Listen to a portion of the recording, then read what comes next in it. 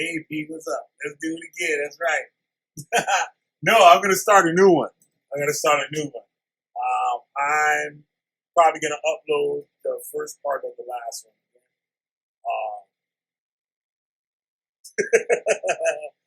What's up, Fire? Yeah, Pete. So I'll probably do the last of that one tomorrow. So part 3, the final, will be tomorrow. And I'll redo the first part of it and upload that.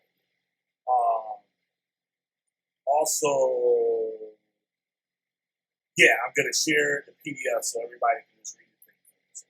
So pretty much what I'm going to do, I'm just going to start this pretty much like, what do you call it? Just read a sample of each writing I get, maybe 2 or 3 times or something like that. And then for the final, I put up the PDF for it.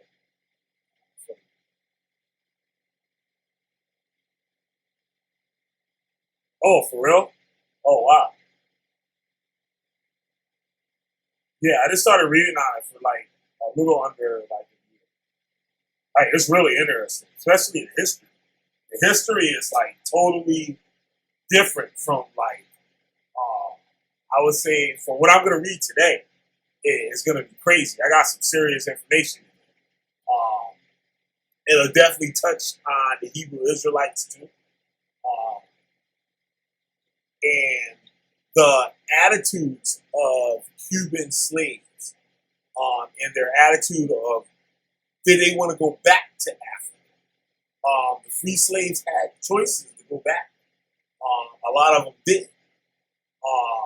There's some that left and came right back. That's what I'm going to read today too. Also, I'm going to get on some terminology also with the Spanish and that they used with the Negro slaves that were in Cuba. And I'm going to touch a little bit on the Palo Mayombe.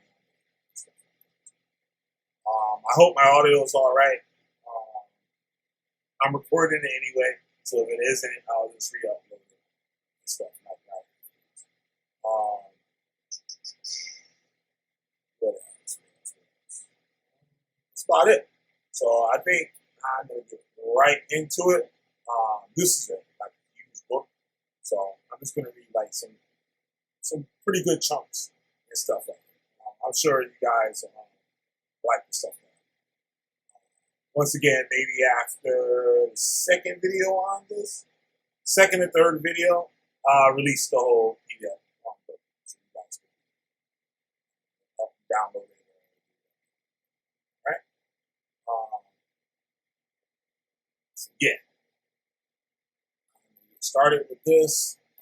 This one section of the book. It says Palo and Ocha Santo Lukumi as hybrid spaces. Right. You know what? I should get some water. I don't know why.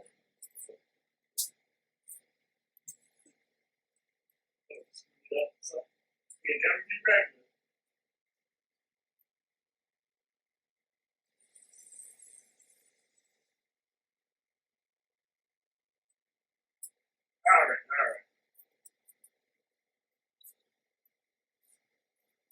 Okay, here we go. Even though both Palo and Ocha Santo Lukumi are represented in Western scholarship as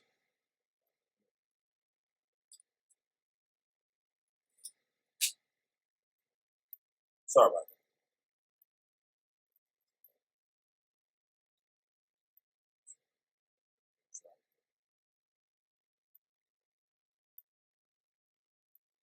All right. Okay, we all good.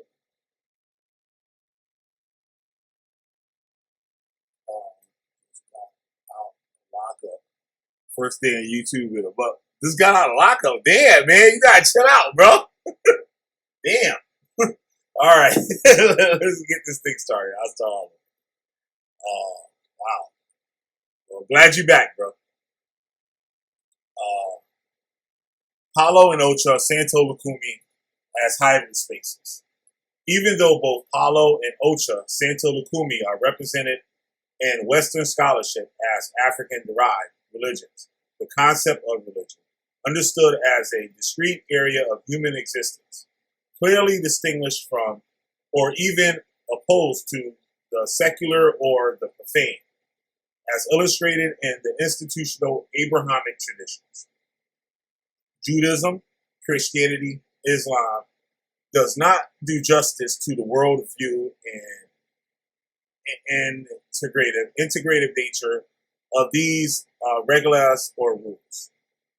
And if the word religion is used in the context of this project, this conceptual consideration should be kept in mind, as Todd Ramon Ocho observed in Society of the Dead, Quita Manaquita, and Palo Praise in Cuba.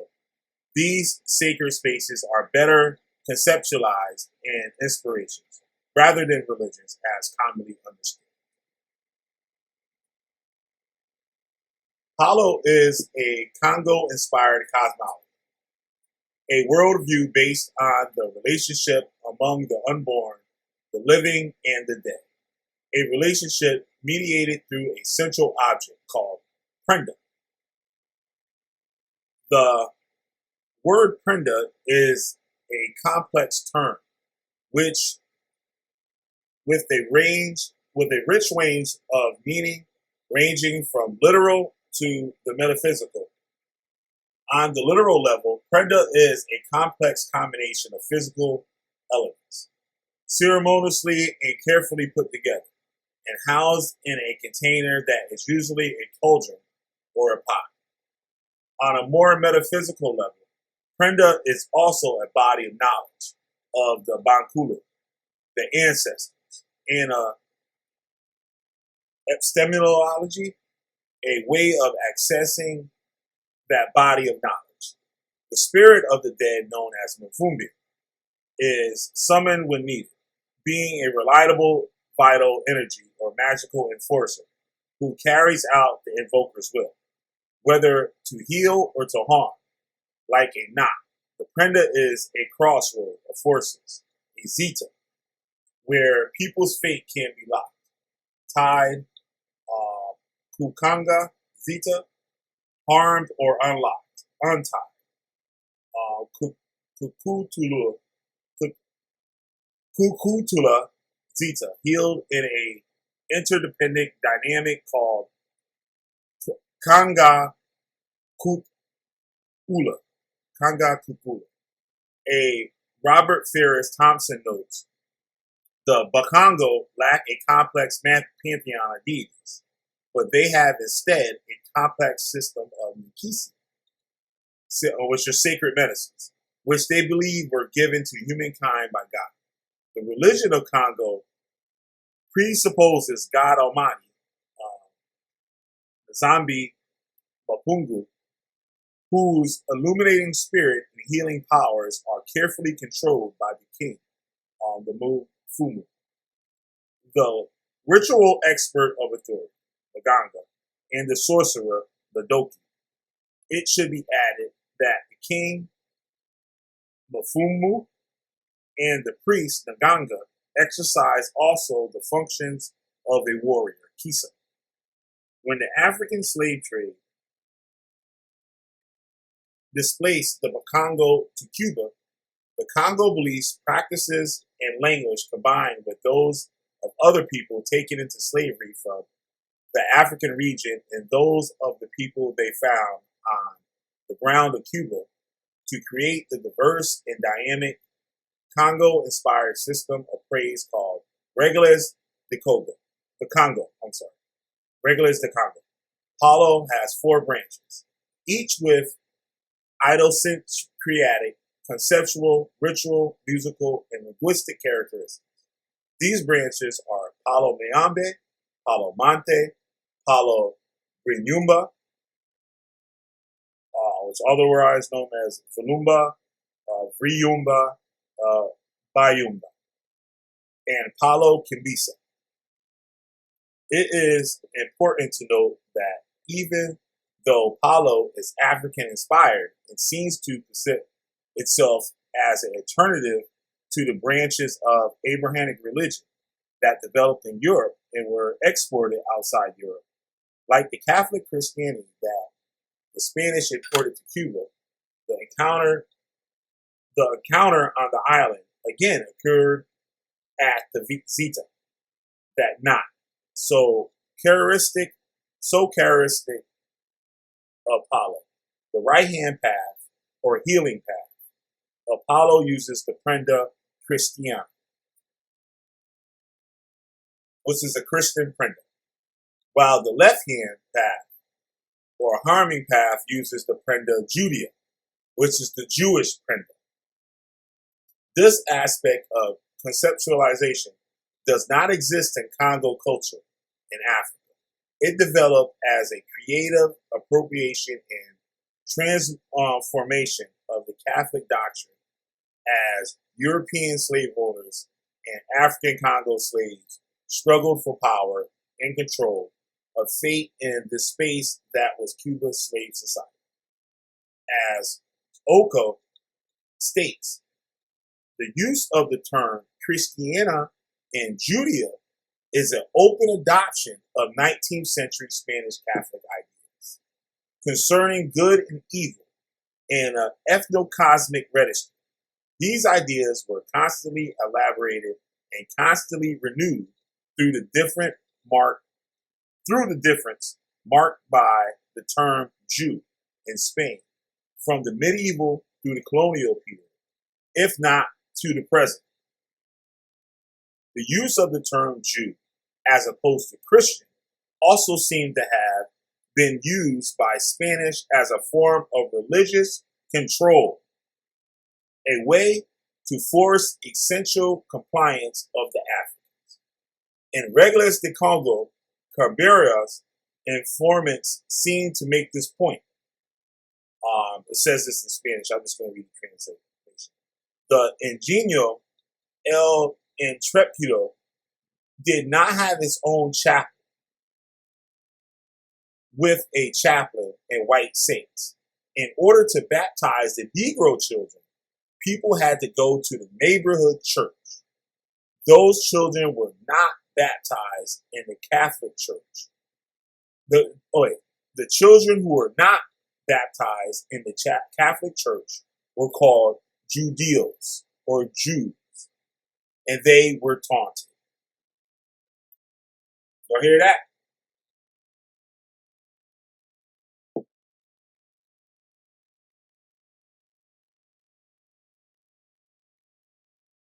See? So, as we can see here, for all the crazy Hebrew Israelites out there, it was, oh, where were the Jews and all this stuff? See, they said it. When we was over here, they called us Jews. It was only a term that was used to say that you weren't chosen or you weren't, or it was a way to say like the left hand path or something, or like they said with the Prendas, right, or the Nagangas, they had one. I believe in different branches of Palo. I guess there's different things that are said about the Naganga, what it does and stuff like that. What it can use for, I believe. Yeah, fire. There isn't like really books, that many books, and also not that many books in English. That makes it pretty hard. What I'm reading from now is actually a translation of a book that was written in Spanish. Let's see.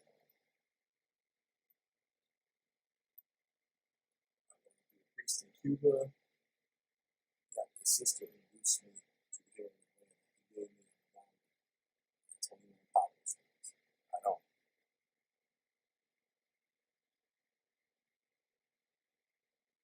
What's up, Turn Tally? The Mulatto 5.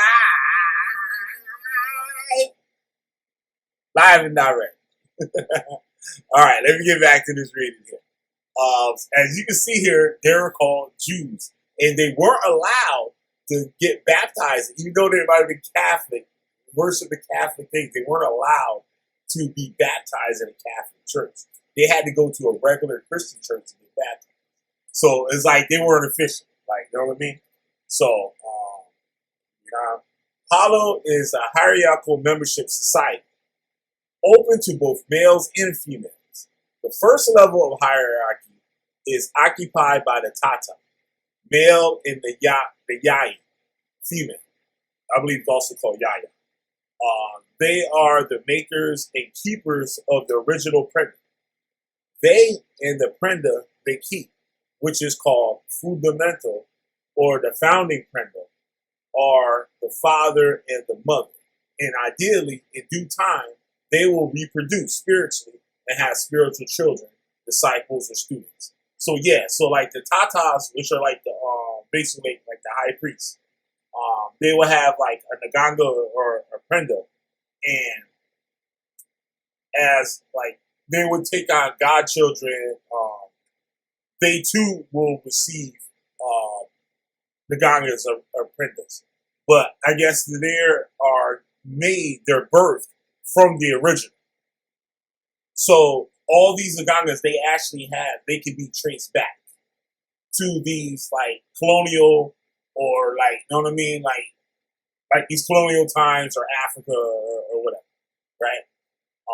Which is pretty deep, like, you know what I mean? That these things actually have a trace of history in each one.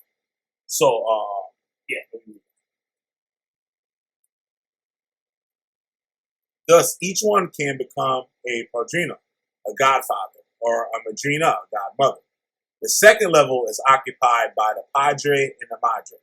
The third level is occupied by the Miguel, the neophyte or newly initiated.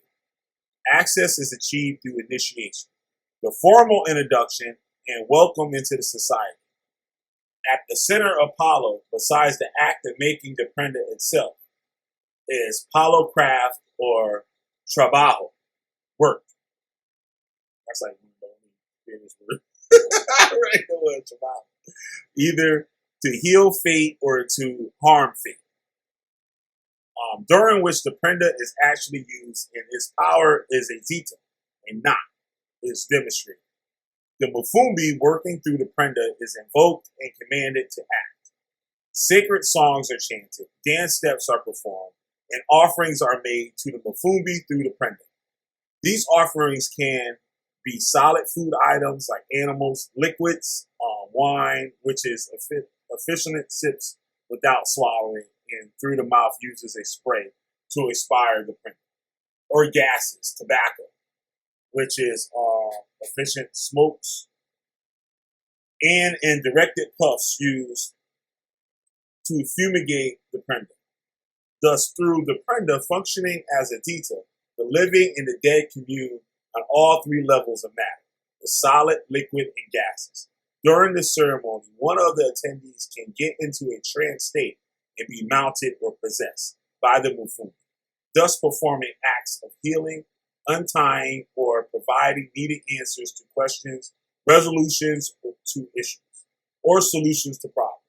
The officiant can also use fula, or gunpowder, explode as an instrument of divination, and other kinds of zeta to define or read fate, usually also using a firmer or signature.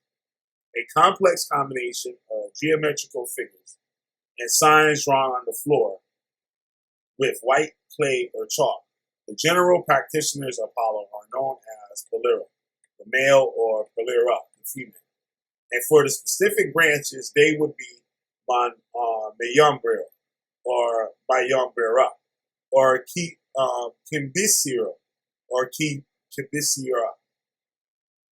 Like Palo, Ocha Lukumi, also known as Santa or Santeria, is an African-derived inspiration that developed and carved up a vital portion of the existential space in Cuba slave society, and still maintains a position of prominence today in Cuban society and culture.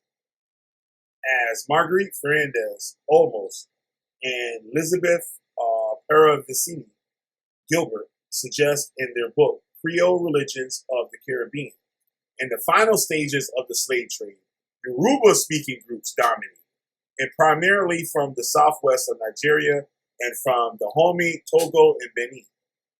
They contributed most directly to the tradition that will come to be known as Lukumi, the name given to Yoruba-speaking people in Cuba, and to the religious practices of Regla de Ocho, the rule or religion of Oricha. Considered a variant of the Lukumi religion tradition. In order to appreciate the development of Ocha Santo Lukumi, one has to understand the development of Catholicism in the Americas. Check this out.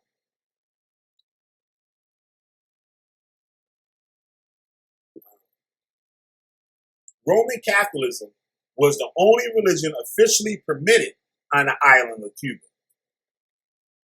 Even through Spanish conquest and its contingents of conquistadors or conquerors, is generally seen as accompanied by dedicated missionaries.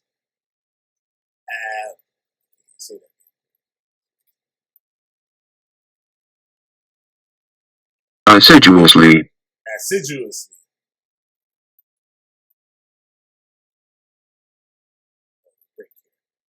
Engaged in the Christianization of the New World. A more accurate image is that colonial expeditions include fewer priests who practice the official church religion and more humble people who, back home in Spain, check this out.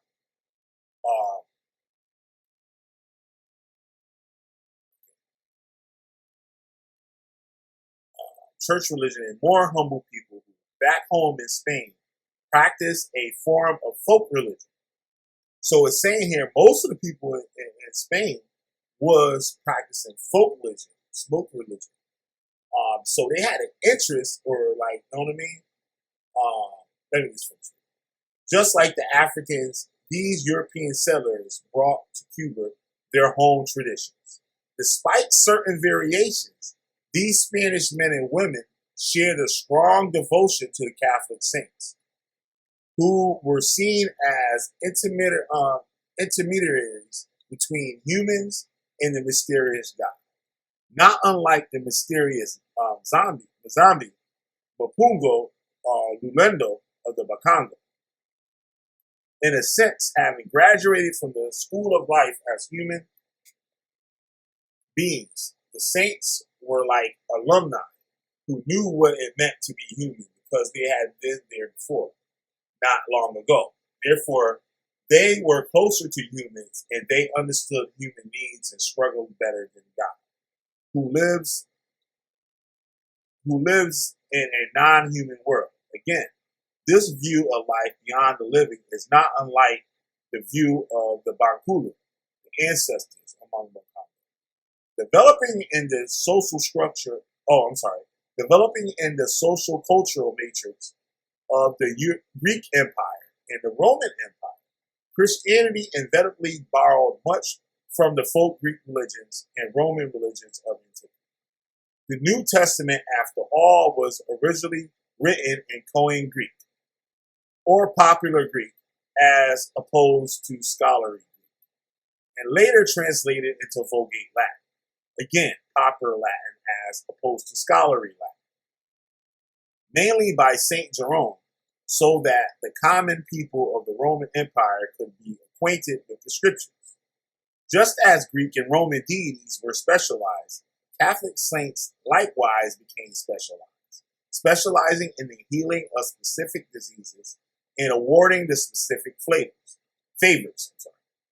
General protection, or the protection of people engaged in specific types of activities, even through the Catholic Church, eventually took to canonizing or authorizing saints, and belief in and veneration of saints was a grassroots development that the church hierarchy was compelled to take over and regulate in order to maintain a certain sense of control of the direction that the religion was taking. This is the type of Catholicism which prevailed in Cuba. When the Lukumi people began to arrive in the island, the combination of demographic and institution factors allowed for religious syncretism. For the Africans, acculturation was a means of survival. In the slave society, this meant adopting this particular Catholicism of the masters, at least in the open, as in the title of Franz Fanon's book, Pure Noir, Masred Blancs, suggests in order to survive in a new space on their black skin, the slaves had to put on a white mask, or to express in another way, the Negro had to get a white soul. Just as had been the custom in Spain and Cuba, the colonial administration allowed church-sponsored mutual, check this out now, just as been,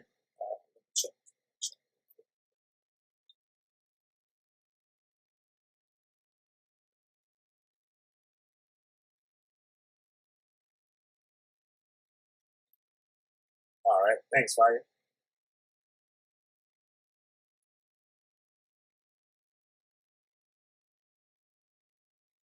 Yep. Yeah, make sure you guys check out that link. Mr. P got up in the chat, so you can get that download of this book, of this other book, The Making of the God, The Beginning of God.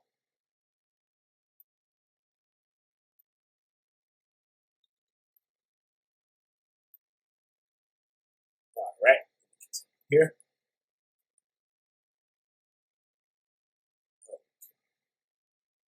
New church-sponsored mutual aid organizations for the Africans called Cabildos de Nación, and formed on the basis of ethnic origin, Nación. These were based on the mutual aid religious confraternities, or cofradias, that had existed in Europe in the Middle Ages, while the Counter-Reformation limited a role of cofradias in Europe. Their existence was allowed to continue in the Spanish and Portuguese colonies, where they were seen as a means of social control of the African population.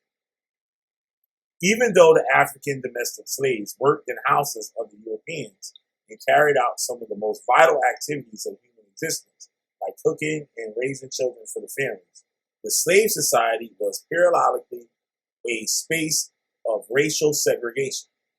Excluded from the confraternities of the whites, the blacks were allowed to organize. Check this out.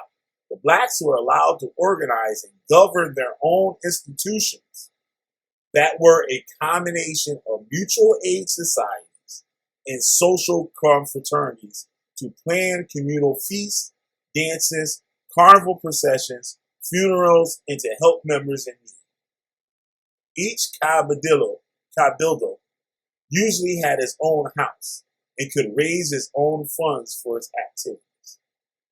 The Cuban Catholic Church sponsored religious cabildos for the purpose of evangelization through the policy of guided change, which tolerated those African values that could be reinterpreted within Catholicism and radically opposed those that could not. Those ones of the most celebrated street feast among the Africans was Dia de Reyes on January 6th, which corresponds to the Catholic feast of Epiphany.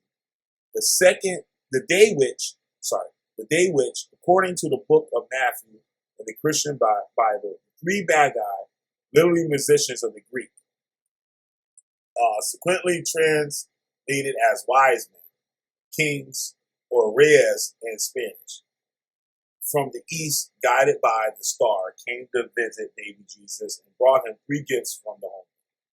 In 19th century, both the functions of the membership of the cabildos began to change. They now included African-born slaves, Creole slaves, and freemen, and women of African descent. Thus, although the associations were encouraged by colonial authorities as a method of controlling slave beliefs and maintaining internal divisions among different ethnic groups, based for existence on possible resentment based on intergroup warfare back home in Africa. Let me read that. Thus, although the associations were encouraged by colonial authorities as a method of controlling slave beliefs and maintaining internal divisions among different ethnic groups, based, for instance, on possible resentments based on intergroup warfare back home in Africa. The cabildos helped to replace families and institutions that had been lost in slavery. They also created a space for the Africans to evolve their alternative religious system. To borrow from the concept generated by the linguist Noam Chomsky, a two-pronged structure developed at this time. A surface structure was made of the European Christian facade, the Catholic saints, San Lazaro, Santa Barbara, etc., while in the deep structure lived the African Yoruba pantheon, made of the Orishas, with the restrictions and interferences of the colonial administration placed in the affairs of the communities, especially after official abolition of slavery in 1886. The underground nature of the Africans existed became more violent.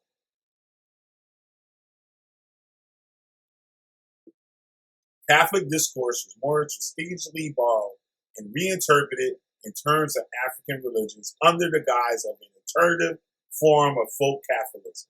The saints, Jesus Christ, the Virgin Mary, were identified with the African sovereigns, like the deities of metals and deity of war, etc.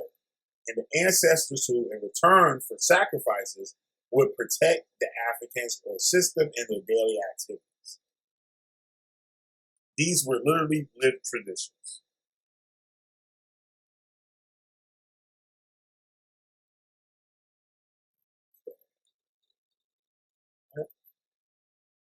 Sure.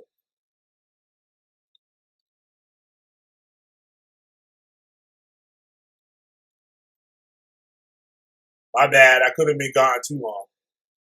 It's pre-recorded. It's recorded, so I'll just upload it after. I'll do this up. Well, I don't have to do it over. I can just upload this audio here. Okay, now a little bit. A little louder. All right. Um,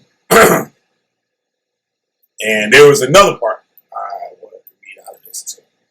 So we got that about them talking about how they were considered Jews. And let me get this other part here. There we go. The Congo ruled the Palo Mayombe Wisdom Society.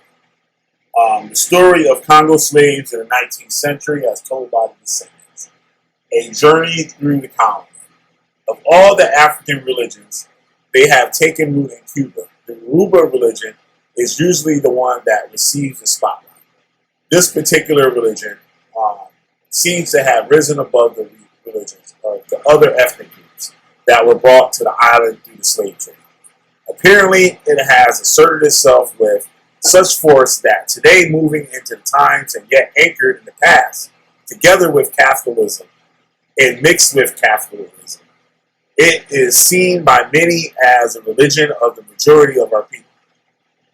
On a more esoteric level, though less studied by those who in our country have dedicated themselves to researching the African culture that was introduced through the slave trade, started as early as the 16th century. The practice of the various Bantu groups that were brought to the island also deserved a spotlight now. Loud and clear, right on, Pete. Thanks.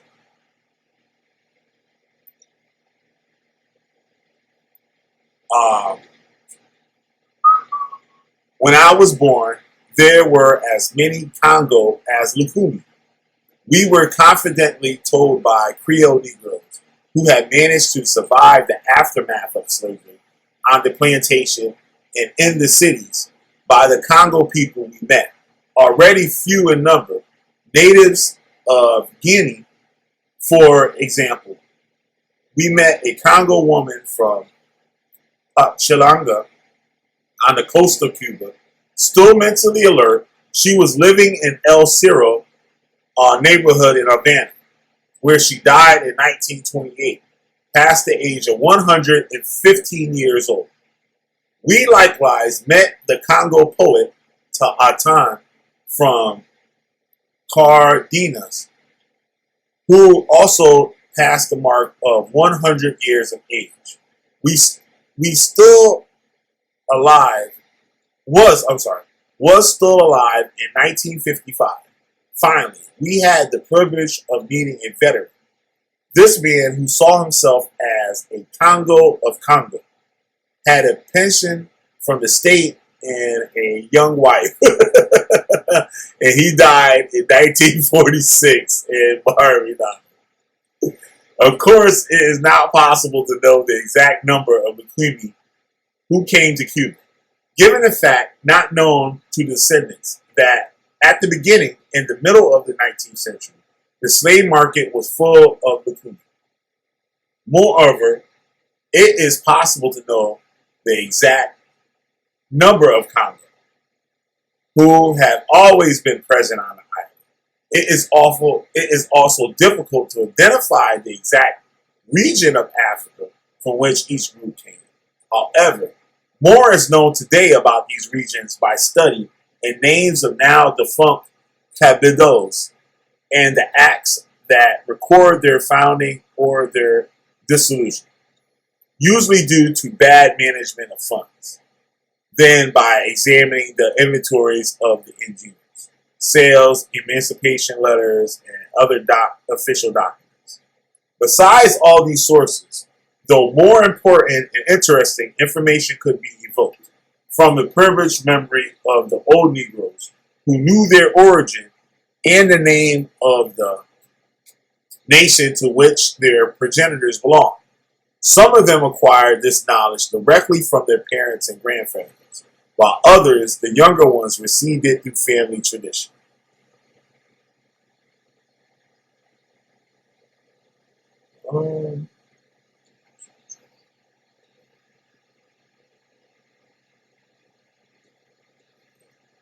The American black, we were told recently in Miami by the exile of color,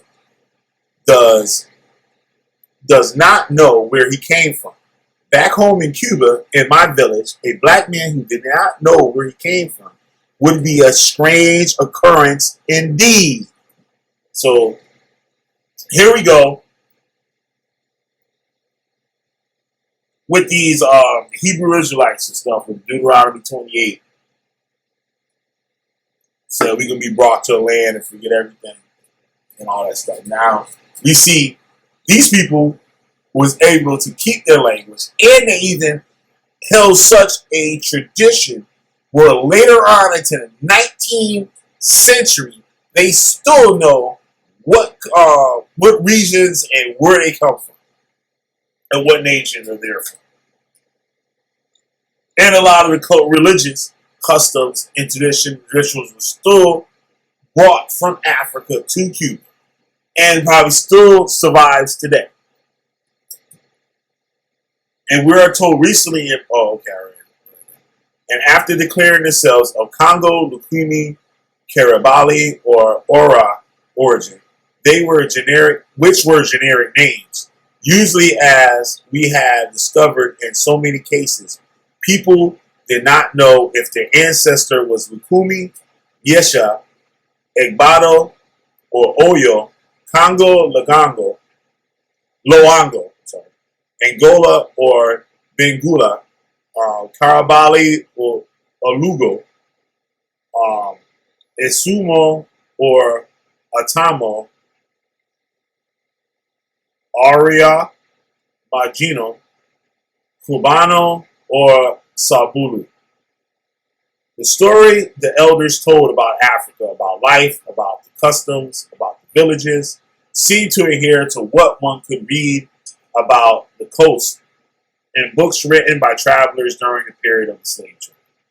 I remember a woman from Villa Cara who, when talking about the past, never said, like others, during the time of Spain, during the time of Maria Castana or Nana Seer, but during the time of King Kami. Who was this King Kami? Who, according to her, had existed in the land of her grandfather when her grandfather was brought to Cuba. Salako knew the name of the kings of Damon. Bamboche would tell us, as heard from the parents and the contemporaries, about strange African customs. For example, to sacrifice, to give a living person to a dead rich person at the rich person's burial. Holy shit. Which logically could not continue in Cuba. Wow. Wow, so that's human sacrifice. Wow. Contacts with the continent ceased with the Creole children. Yeah, contacts with the continent ceased.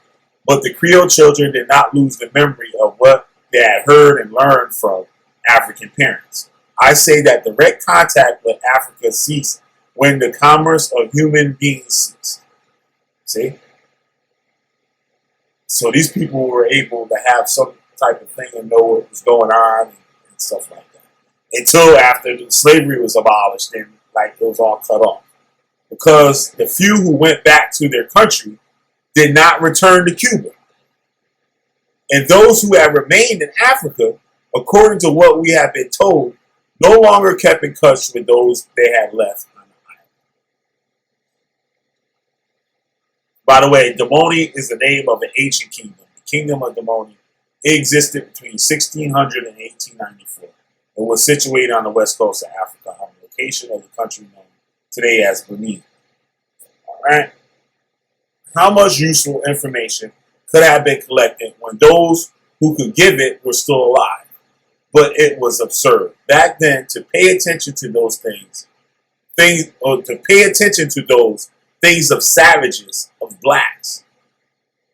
Another elderly woman told us that in 1880s, the uncle of hers, a tobacco farmer and very intelligent, had gone back to Abikutu, a land in Yemenia, when he was set free. But no way. Within a few years, he was back in Cuba He had already gotten accustomed to this. He said that one lived better here. Now, you see this? So these were slaves that left Cuba to go back home and was like, the hell with this, I'm going to go back to Cuba.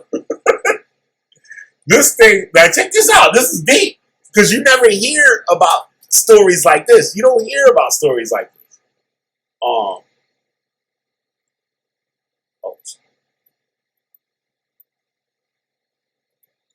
right. This brings to mind the story of another African, as told by Captain Killah. Captain Killah, ain't that something? A 42-day trip brought me again to New Cestros, traveling in a comfortable cabin in the company of two women who had paved their way. The older of the two, very corpulent, was about 40 years of age. Her companion was younger and prettier. Such a respectful lady, after an absence of 24 years, was returning to her native country, Galenas, to visit her father, the king of Shakar, at the age 15. Now you see, people are going back to the king.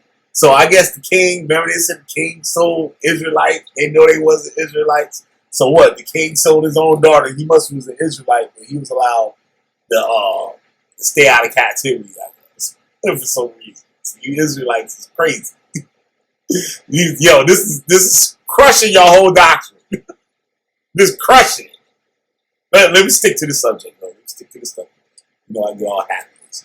At the age 15, she had been made prisoner and sent to Havana. A Cuban candy merchant had brought her and for many years employed her as a street salesperson for his cakes and cookies. As time passed, she became, thanks to her candies, a favorite salesperson of the town and was able to buy her freedom. Thanks to years of frugal living and saving, she became the owner of a house and an egg store in Havana, when by luck she crossed paths with a relative of hers, recently imported from Africa, and who gave her news of her parents' family. A quarter of a century had not extinguished the patriotic love in the heart of this Negro woman, and immediately she decided to cross the Atlantic Ocean in order to see once more the savage man to whom she owed her life. I sent these enterprising women to the Galileans on the first boat, and they sailed to Cestros, and I later found out that they had been well received by the islanders, with a usual ceremonies observed for such occasions. Several canoes and flags, horns, and drums went to welcome her at the ship. At the shore, the islanders organized in a procession and offered a young bull to the captain to thank him for having taken care of the two women. When the older brother of the retired egg merchant came to meet her and stretched his arms to embrace her, she dodged this embrace, allowing only a handshake and letting the brother know that she would refuse all public demonstration of affection until the brother presented himself before her in more decent clothes. Damn. Its snub, of course, stopped all the relatives on the shores, because the dearth of pants among all members of the group was deplorable. And it was the absence of this indispensable article of clothing that had caused such a non-fraternal welcome. The daughter, so wait. If I really hear that, like, when they got there, they didn't have no clothes on, so they was like, yo, we ain't messing with y'all, yo. I ain't got no clothes on. The daughter of Shakar, despite her trip, was able neither to reduce the mode of pants nor reform her people, and after a stay of only 10 days, said farewell forever to his people and returned to Havana, very annoyed by the manner and customs of her country. God dang. Other Africans had the same reaction. So, wow. Did you hear that? Yo, they was like, yo, these niggas ain't got no damn pants. Oh, hell no. No, hug me, no, no.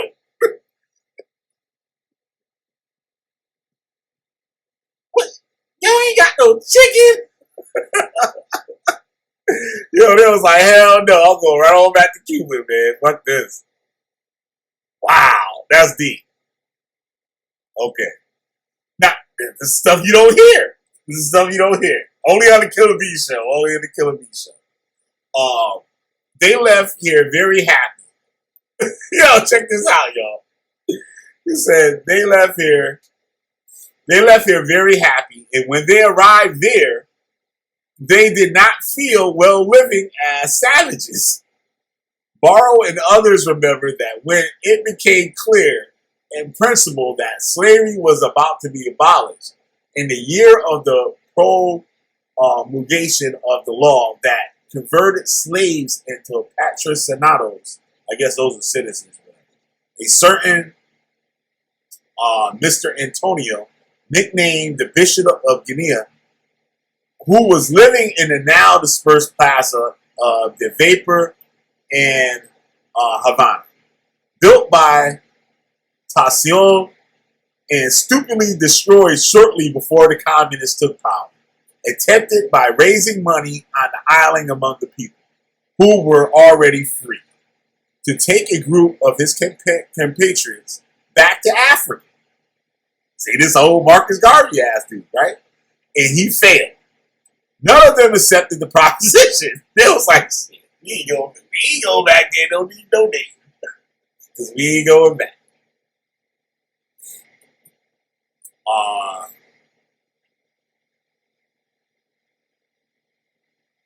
Okay. The Ley de Patronato, or tutelage law, which converted slaves into patrocinados, or indentured slaves for a projected period of 8 years, was passed by the Spanish courts of the years. 1880. It was unexpectedly terminated in 1886. All right. When Bishop of Guinea was raising money among the Africans and Creoles in the Jesus Maria neighborhood, he also tried to hook my mother in order to take her to Sierra Leone. Get out of Cuba. No, man, you must be dreaming. And she told him, I am Cuban and Creole through and through. Civilized.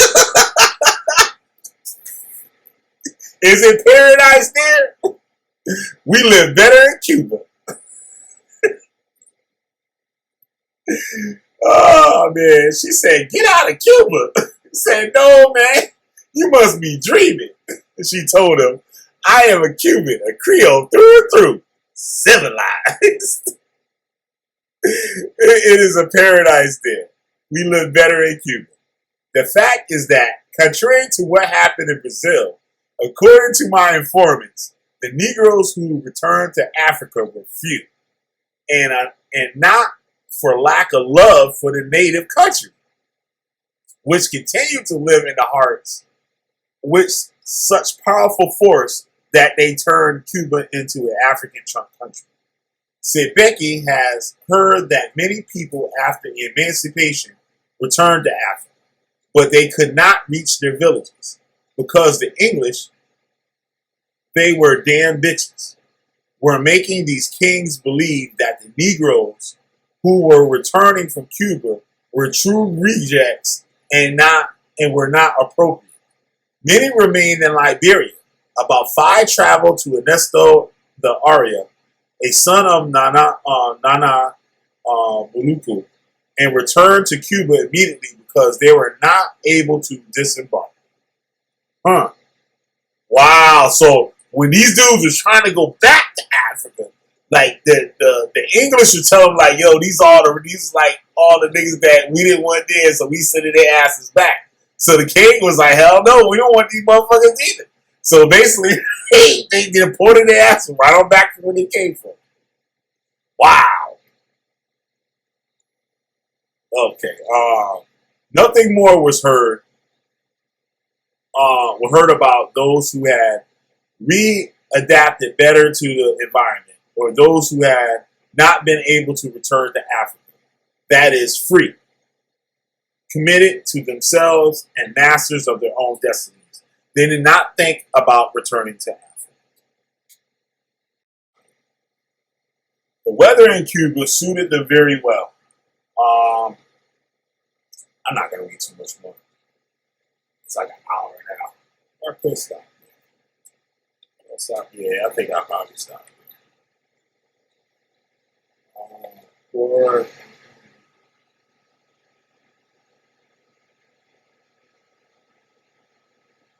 yeah, I can stop there. This is right on the hour. I'll read some more on this tomorrow. This is good. Like I just got this just today. This book is like 450 something pages. And I'm sending it right your way, P, right after this. Got 3 people. What, 6? It's all good. Yeah, some people listening to that. That's what's up. So, yeah, boy. So, I'm going to head up on out of here. Thank you, P, for hanging out with me today. Thank you, Fire 978. Keep your ass out of trouble.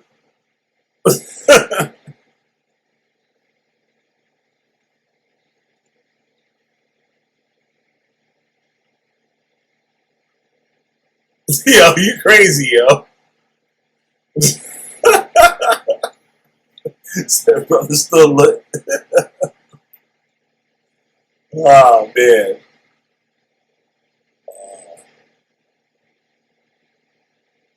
Turnt Tally was in the building, the big time YouTuber.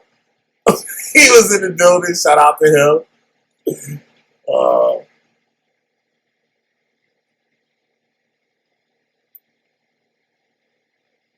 Yeah, P, that's crazy, right? It was like, yo, I ain't going back down. They said they got it in 10 days. They went back home.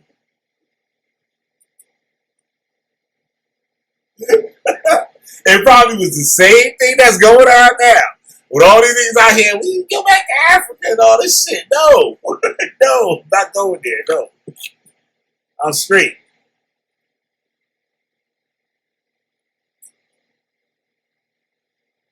Yup. This is crazy. It was like, hell no. It said 10 days they went back home. Oh, man. But that's the same thing that's going on today. Like, people are like, yo, no. No. Stay right here.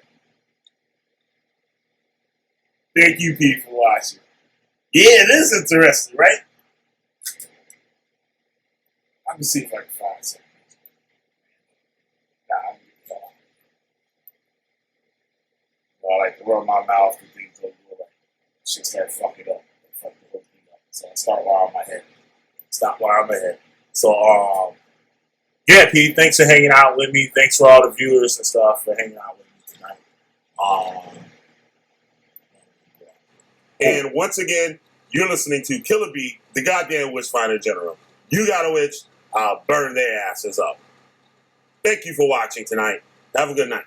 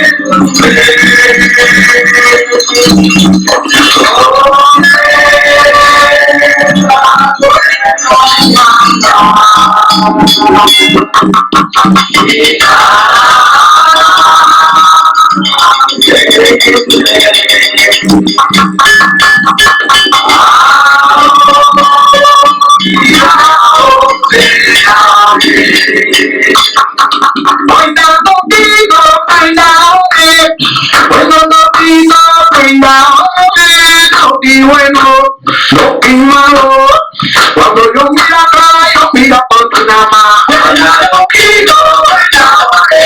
Cuenta loquito, lo que mató, cuando yo